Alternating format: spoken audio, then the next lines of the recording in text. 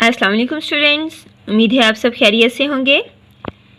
آج ہم اس میں نکرہ کی تیسری قسم اس میں استفہام کا مطالعہ کریں گے اور اس میں نکرہ سے متعلقہ دی گئی آزمائش بھی کریں گے۔ اس میں استفہام وہ اسم ہے جو سوال کرنے یا پوچھنے کے موقع پر استعمال کیا جائے۔ ہم نے جیسا کہ پہلے بھی پڑھا تھا کہ استفہام کا معنی ہوتا ہے سوال کرنا یا پوچھنا، تو اس میں استفہام وہ اسم ہے جو سوال کرنے یا پوچھنے کے موقع پر استعمال کیا جاتا ہے، اس میں استفہام کہلاتا ہے، جیسے کیوں، کہاں، کیسا، کون، کتنا، کب وغیرہ۔ آگے اس کی چند مثالیں دی گئی ہیں۔ تم لاہور کب جاؤ گے؟ یہ کتاب کس کی ہے؟ ملتان کا موسم کیسا ہے؟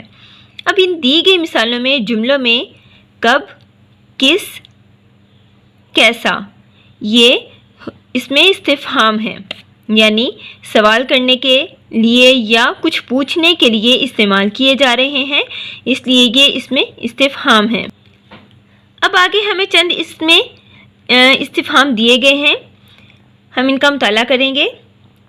کب، کتنا، کتنی، کدھر، کس لیے، کس طرح، کون، کون سی، کہاں، کیا، کیسا، کیوں وغیرہ۔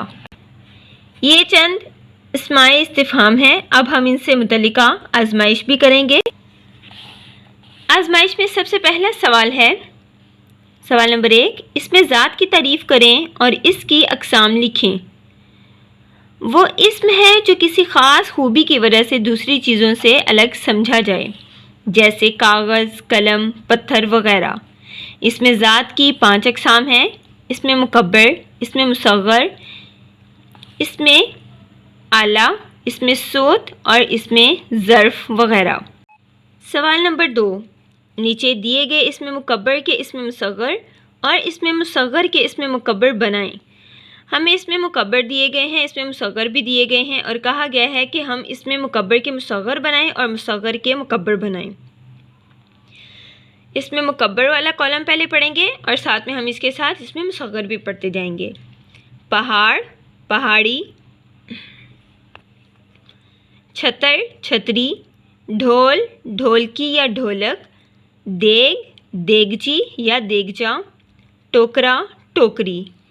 اب ہے اس میں مصغر دیے گئے ہیں اور کہا گیا ہے کہ ان کے اس میں مکبر بنائیں۔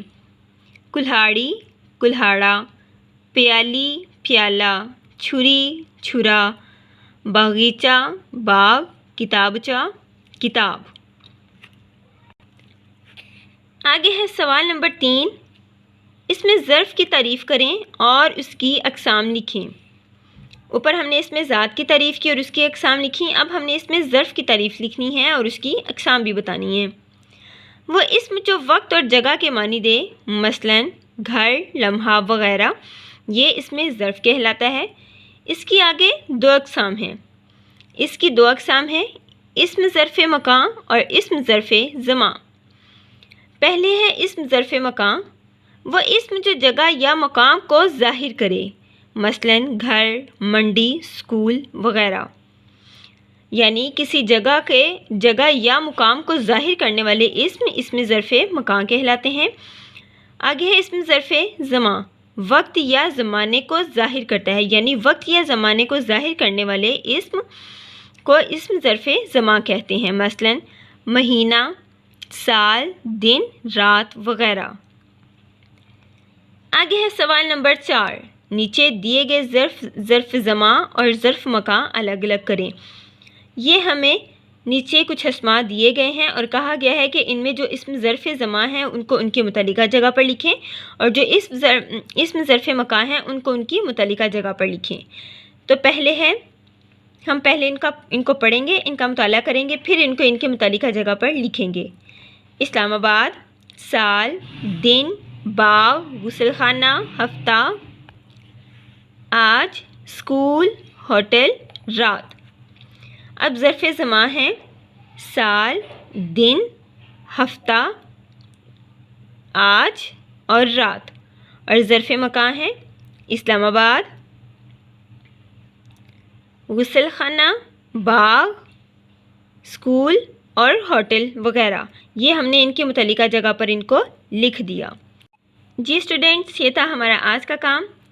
آپ نے اس میں استفہام کا مطالعہ کرنا ہے، اس کو یاد بھی کرنا ہے، اور آزمائش جو ہے اس سے متعلقہ آپ نے اس کے سوال نمبر 4 تک اپنی کتابوں پر حل کرنے ہیں اور ان کو یاد بھی کرنا ہے۔